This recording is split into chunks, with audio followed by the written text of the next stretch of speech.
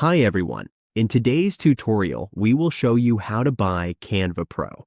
This is a great upgrade if we want access to premium features, tools, and resources to improve our designs. On the Canva dashboard, if we want to get a Pro plan, all we need to do is click the mini profile logo in the lower left part of the dashboard. Once we see the mini profile, we just need to click it. Then click Plans and Pricing to go to the available plans. This will walk us through subscribing to Canva Pro, choosing a plan, and completing the payment. Canva Pro gives us access to features like premium templates, background remover, brand kits, and more.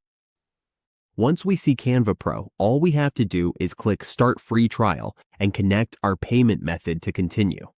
Then click Next. Now we just choose our payment method. Click to start the trial, and after that, we can begin using Canva Pro. And that's how we buy Canva Pro. With this simple process, we can unlock powerful design tools and take our projects to the next level.